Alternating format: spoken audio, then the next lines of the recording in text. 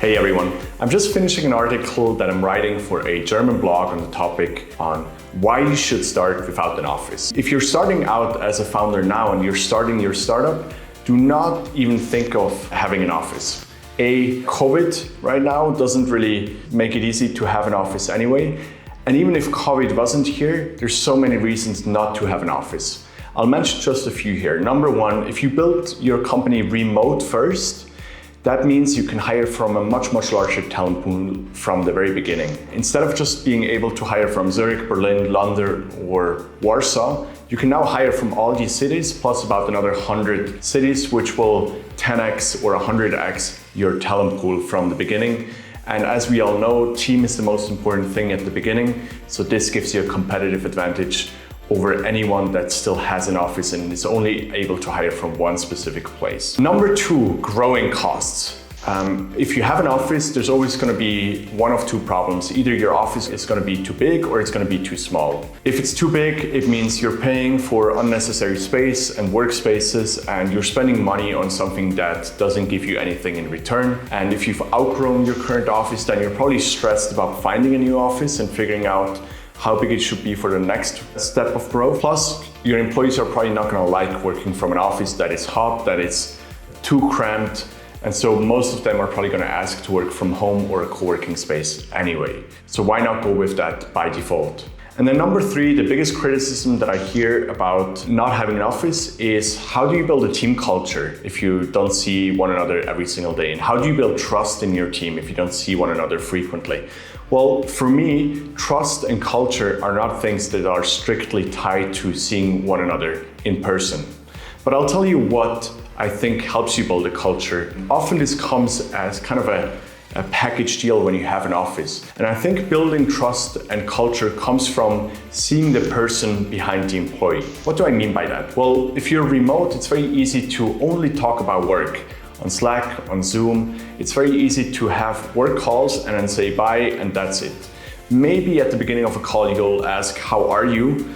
But that's about it. For me, I think it's very important to build space and time where you can get to know the person behind the employee. Well, for us, one thing that we do in our decentralized team at Tomahawk is in our weekly call, what we do at the beginning is we ask for a one-word open. The one-word open is something very simple. It's a one word that best describes your emotions in the moment. Instead of just saying, hey, how is everyone? And everyone says, I'm fine, and then we carry on. We actually do listen. And someone might say, I'm feeling great, I'm feeling rested, I'm feeling accelerated. But someone might also say, I feel very busy, I feel stressed, I feel rushed, I feel tired. And then we take a moment to quickly clarify what's caused that emotion. Now, this is not about fixing every negative emotion and celebrating every positive emotion. We don't need to make this a 10-20 minute exercise every time, but it's good to listen to one another and understand where the other person is coming from and what is happening around them in their life. So for example, it might be that one of my colleagues has recently had their parents stay over. They didn't sleep well because of that, and when they get to work and into our call in the morning, they still feel that they didn't rest enough. Now, it's important for me to know that, because if we're going to have a discussion, sometimes our discussions get very heated because we want that very direct feedback and we give very direct feedback. But if I feel that it's somehow more personal than it should be, I now have a bit of context and I understand why a person might react a bit more agitated than normally. So that's one thing that's very simple to do. It takes no more than 5 minutes for a small group. And I can only recommend you to introduce that at the beginning of your work meetings if you're doing them online or in a decentralized setup.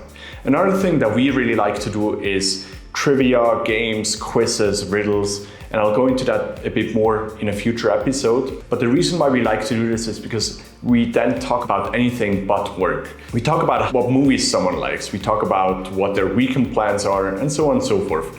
And these are the conversations that would typically happen in an in-office setup when you're having lunch together, when you stand by the water cooler, when you're getting a coffee, or when you go for a short walk together. And so it was important for us to recreate space for those moments and conversations, even now where we're not in an office together. So just to quickly summarize, I just finished this article. I'm talking about why I think you should start out without an office if you're starting a startup now. And COVID aside, there's a few good reasons. Number one, the talent pool that you have access to.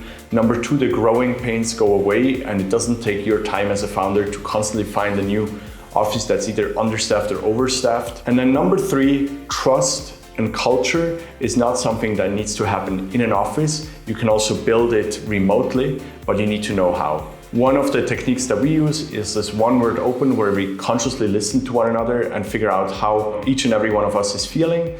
And number two, riddles, quizzes, trivia, just something that doesn't directly relate to work. Make space for that and get to know the person behind the employee that you're working with. Hopefully this was helpful. And with that, have a beautiful day, stay curious, and I'll talk to you soon. Hey, if you like this video and you would like to do me a huge favor, then please smash that like button and subscribe. That's great for the YouTube algorithm and more people will see it. It will also make sure you will get to see all the upcoming videos on essentialism and entrepreneurship. And if there's a question or topic you would like me to cover, please let me know in the comments.